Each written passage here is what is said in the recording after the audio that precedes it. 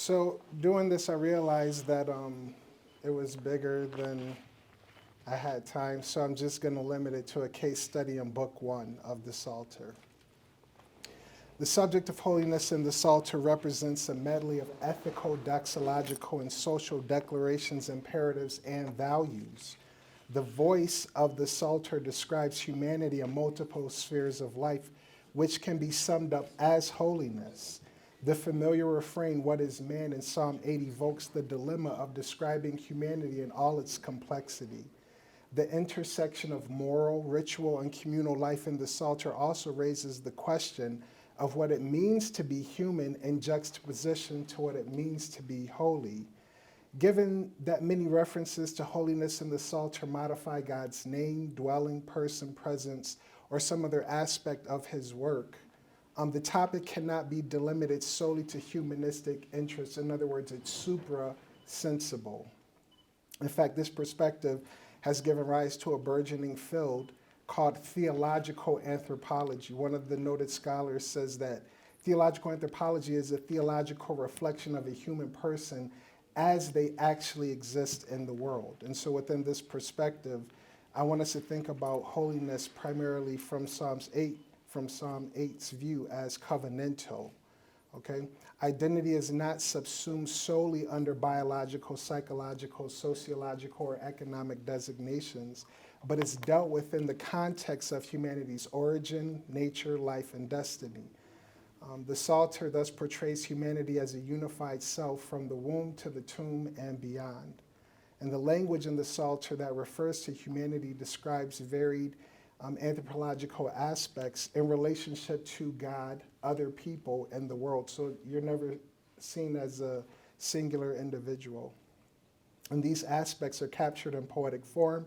Thus, structure, parallelism, and imagery all help us to get a sense of what is being spoken about. But also, another burgeoning field in Psalm studies is the structural view. Okay, so when we say Book 1 of the Psalms, we're looking at Psalms 3 through 41, so that forms a book, okay?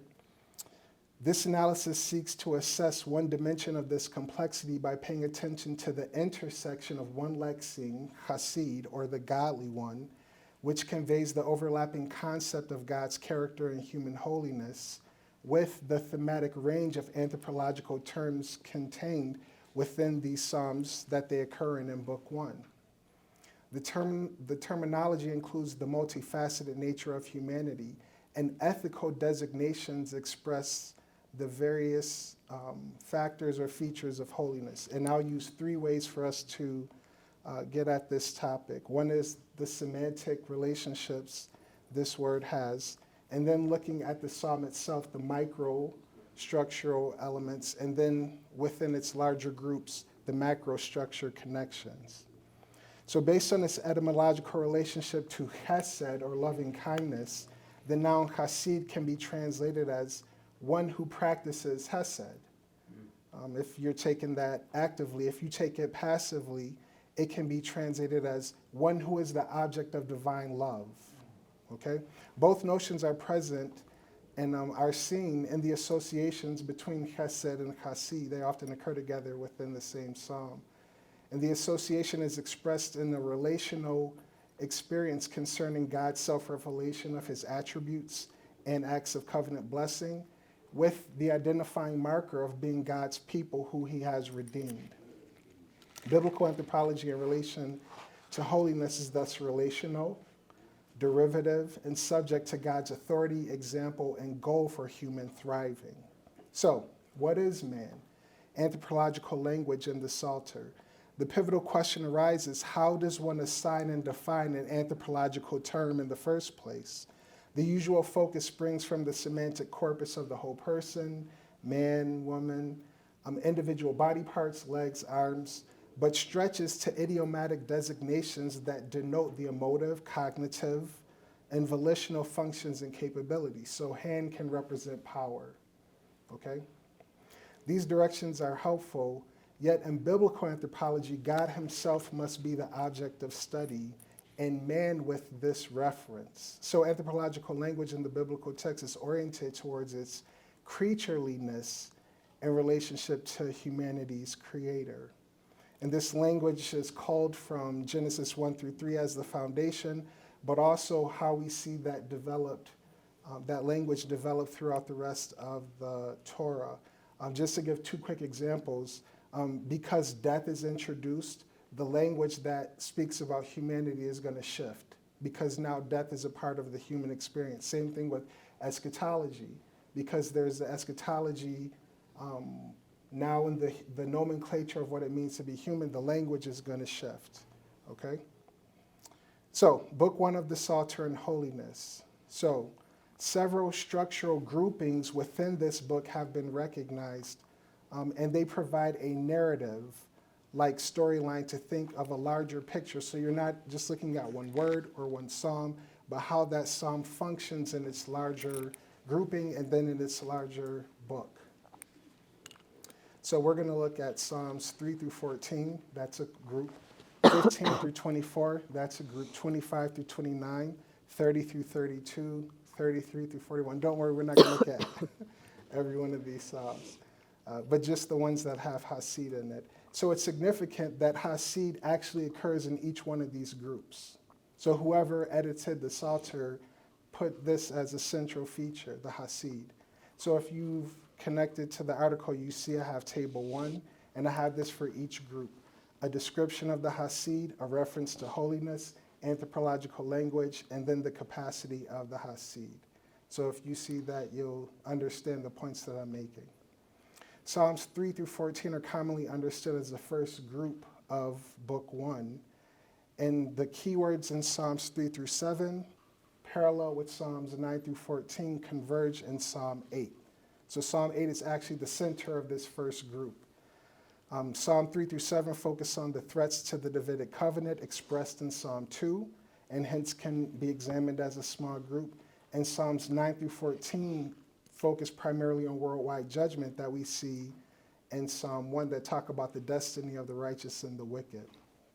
So in Psalm 8, reflections on creation mark out the Lord's sovereignty and humanity as his vice regents. Okay, so the psalmist described God's character, their plea, their identity, and the trajectory of human experience in those terms. So we turn to Psalm 8. Couched in this group as a hymn of praise, Psalm 8 contains several parallels with other psalms concerning what it means to be human in an anthropological way. One has noted that an important theme in Psalm 8 is royalty. The attributes of kingship, the activity of kingship, and the domain of the exercise of royal power clarify notions of the human experience as including functionality as a royal representative. So ethical language is not just if you're a good or bad person, it's who do you represent ethically, okay? Psalm 8 tells us about identity and ethics in the context now of justice. Right? Because sin has been introduced, there's a new element to think about what it means to be human. And thus, this highlights the additional aspect of moral responsibility and culpability. So this psalm talks about the relationship with God and humanity, but the relationship is that God is giving and that humanity is receiving. So when we think about ethics, this is what the psalm is telling us. God gives, humanity receives. So the question, what is mankind or humankind, is answered by the psalmist who states what God has done for humankind. In other words, he's not talking about humans' attributes, but he's talking about what God has done. And this can be described as theocentric anthropology. And what even strengthens that is the psalmist uses the noun enosh when speaking about man, which typically is used in psalmic literature to highlight the mortality, the weakness of humanity. So when he asks, what is man? He says he's this weak human, but look what God has done for him or her. So structurally, Psalm 8 highlights the central concern of Psalms 3 through 14 in a covenantal context. So we move to the first small grouping. Psalm 4 is embedded within a small grouping of Psalms 3 through 7.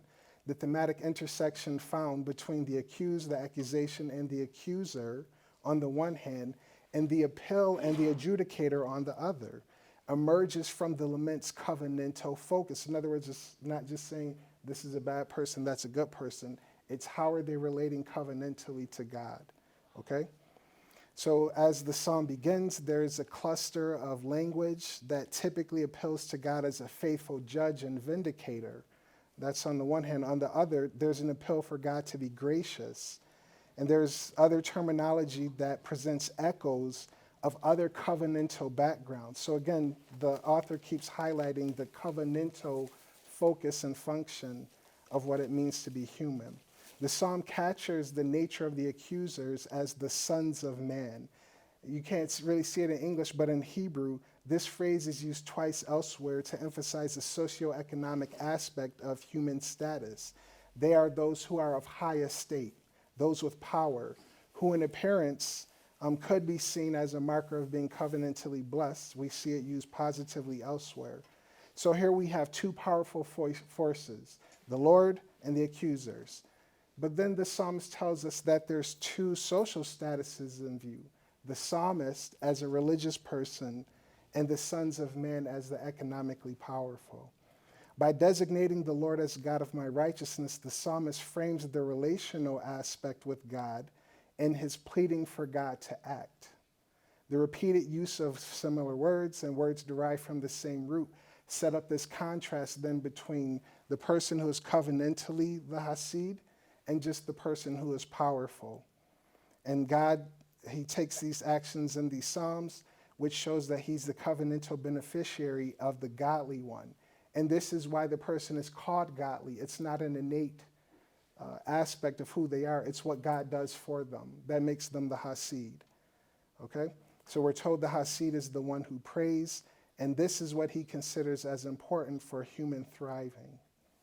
So the proclamation that God answers his appeals for grace and righteousness in life affirms that righteousness or holiness is a gift. And now this has implications for how one thinks of oneself. It can be translated, the Lord has set apart, or the Lord has shown favor to his Hasid, or his covenant fellow. The Lord hears when I call to him. So if you understand the language, this is an echo of the Exodus experience where God makes a distinction between his covenantal benefactors and the oppressor Egypt. And this highlights that the godly one is designated because God makes the distinction. Okay? Keep that in mind, because I'll come back to that. As for the accuser, what betrays their misunderstanding is their human standing without such an affirmation. So even if they engage in the resident activities of the Holy One, if God doesn't affirm it, it's not so. So they don't live out this covenant value of showing Hesed. That's why they're not called the Hasid, okay? Their internal state of love for vanity and their external action of seeking after a lie to bring reproach upon the psalmist's reputation show that they don't understand the Hesed of God and therefore are not the Hasid. So the covenantal focus of the godly one is further brought into view when the psalmist appeals, lift up over us the light of your face. The entreaty alludes to the Aaronic benediction. If you see it in Hebrew, it's even clearer. In response to what the accusers say. And this couples with the initial appeal in the beginning of the psalm for God to be gracious. So you can actually hear these echoes. So the psalmist actually shows Hesed to his accusers by encouraging them to trust in the God of Hesed. So he's actually living out Hesed while being attacked. Thus, the human whose confidence is in God's Hesed rather than their status lives with the gift of an eternal state of joy. And this is what he talks about in the psalm. And it's fundamentally connected with God's gracious presence, and it evokes peace, another echo of the Aaronic benediction. So the godly one sleeps in the security of peace because God shows him Hesed. He is therefore the Hasid. So the godly one here is the beneficiary of God's affirmation and his presence signaled in the Aaronic benediction. Now we move to Psalm 12. And if, again, you see the paper, you can see the structure of Psalm 12 to follow my point. Nestled within a small grouping of Psalms 9 through 14, the keyword lev, or heart, shows up throughout these Psalms. And Psalm 12 continues to deal with the inner disposition, except in this psalm, the Hesed is expressed in speech. Okay? Left out, though, is the speech of the Hasid. They are simply designated as those who are faithful among humanity. And as a class, the wicked ones are people who speak deceitfully, they speak deceptively, and they're characterized as bereft of holy speech. The term heart, because this is the central theme, refers to the human will, mind, and thoughts that inspires motives and intentions. So the repetition of the noun lev is they have the lev, right? And we translate it as double-minded. It's ambiguous, and it shows that they have two different types of heart. And it's significant that the unholy one is described in terms of their inner dispositions, one heart, but then their external activities are something different. So the psalmist brings us out by talking about the lips of smoothness, right? There's a deceptive nature, but it's something that can make you fall. So without pure words of God setting the tone for a life of purity, holiness, or the Hasid, is perceived as absent. The psalmist begins by saying the Hasid are vanished. They're not here. Okay? So if the only thing that's here is the wicked, then there's no true speech. The prayer that God cuts off these obscurantist smooth lips highlights the work of the covenantal judge. So the psalmist prays that God will bring judgment to these boastful words that are directed at God. They say, "Who is Lord over us?" Okay? So this speech is deceptive because it posits a world of autonomous individuals impervious to judgment. But then the psalmist uses catchphrases. This is how we know there's parallels between psalms. He asks God to arise. And if you follow these psalms in this section, when God arises, there's judgment. Okay? So he affirms that God is the judge and the one who takes care of what happens when humans act in a certain way. Thus, humans are accountable. And the psalmist plea suggests that what it means to be human necessitates responsibility. Second, the affirmation of God's pure speech is restorative and just, and the speech of the godly in some way reflect that activity. They are called the faithful, and yet it is not their speech or even their presence that stops danger. It's God's pure words that does that. The godly one is just the one who preserves God's speech. Now we move on to our next section, Psalms 15 through 24, and you can see the literary chiasm there. The chiasm shows that along with parallels of genre, the thematic content also parallels each other. And in this section, the focus is on godliness. But a new element is brought in. Just as in Psalm 3 through 14, the center was Psalm 8, creation. So in Psalm 15 through 24, the central Psalm 19 is about creation. But the psalmist now adds Torah, something that wasn't in Psalm 3 through 14. And because this new element is introduced, the focus on godliness in this literary grouping makes sense, because the joy of Torah is central as it brings to human life a sense of direction of what it means to be holy and human. And this focus on Torah, again, brings us back to these introductory Psalms 1 and 2, the two ways. And you'll notice in these Psalms, the psalmist keeps talking about the two ways. Okay? So, I follow the same chart that you can see the righteous, the anthropological language, righteousness and their activity. You can see that in the paper. Psalm 16, a song of trust. Psalm 16 focuses on the nature of the heritage and human destiny of the godly one, moving from protection to provision to preservation. Beginning with the psychological attitude, "I trust you," the subsequent confession centers on the life-threatening crisis. It's seen from the perspective of the promise of God's covenantal blessings, however, that he's thinking more beyond just the material benefits, because the covenant was more than just that. So he brings another picture into view, so we don't just think about the material benefits. He brings us into the realm of the world of ritual, okay? The psalmist affirms that ritual practices inconsistent with God's character are detrimental to human life and afford no acceptance. And here the psalmist highlights four important relational aspects of human life where holiness is expressed where the saints are, in the very epicenter of where holiness was lived out for them in the land. Okay? And this is a expression of God's covenantal promise to Abram. So you see they're living out the covenant in the land that God gave. It's not that they're just living holy lives. It's all due to what God has done. So the psalmist teaches us that faithful ritual practices bring religious and social cohesion, while false representations of true worship garner prophetic indictment. So now the psalmist moves forward and he starts talking about this anthropological term, basar, the flesh. Okay, it's a very concrete word.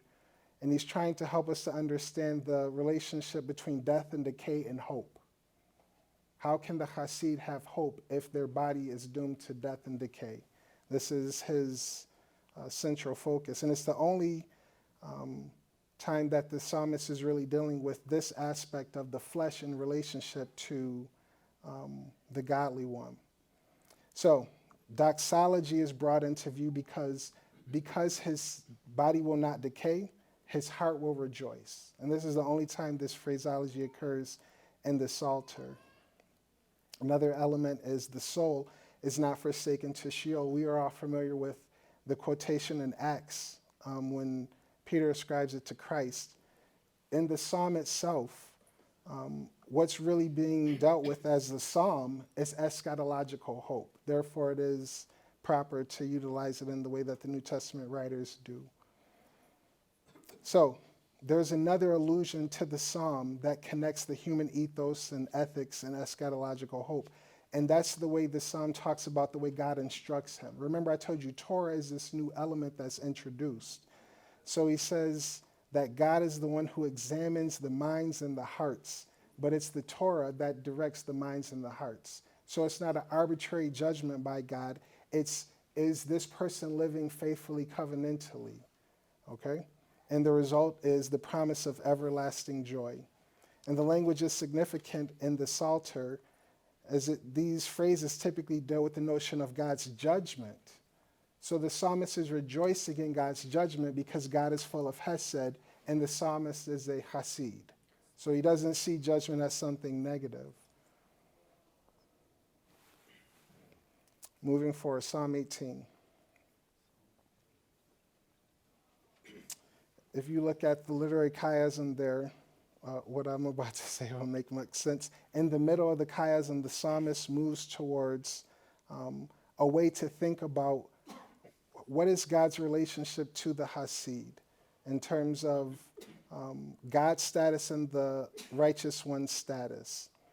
So the psalmist uses a keyword, blameless, throughout this whole literary section. But blamelessness is not correlated with sinlessness, okay? In fact, the psalmist says this.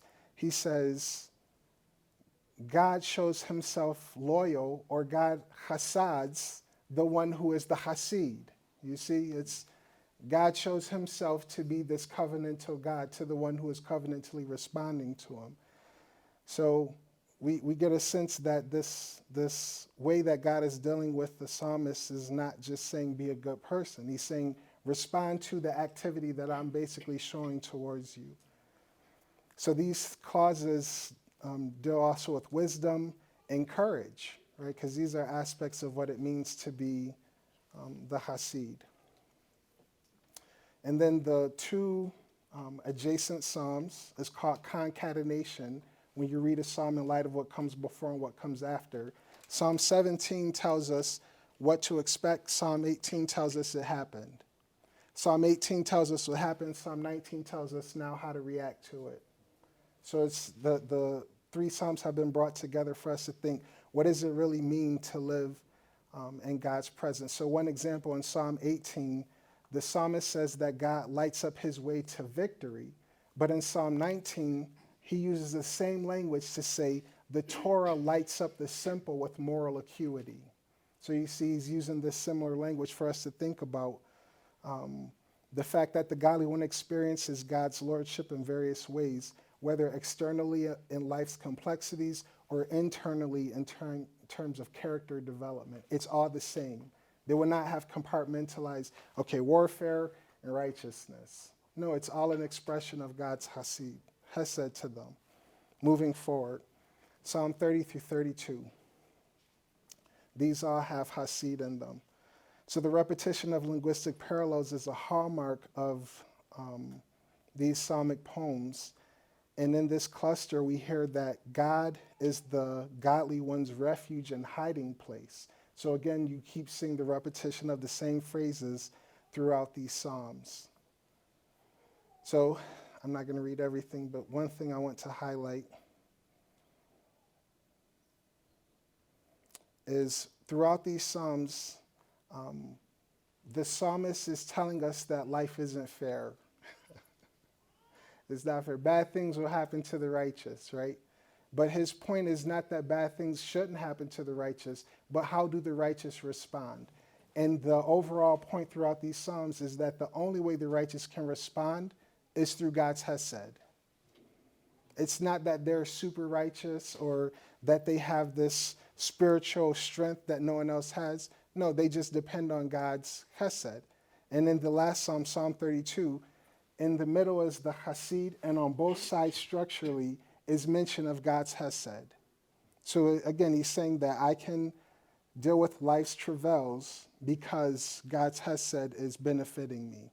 So never in any of these psalms do we have a sense of moral autonomy equaling righteousness. It's always a response to what God is doing. And in the final psalm with this phrase, this statement, hesed, is Psalm 37. And what it does, I found this interesting. I found this out last week. It actually takes every phrase from those earlier psalms and then praises God for it. And I said, wow, imagine that, a whole psalm saying how God has shown hesed to his hesed, and what is the final word? To praise him for it. Thank you.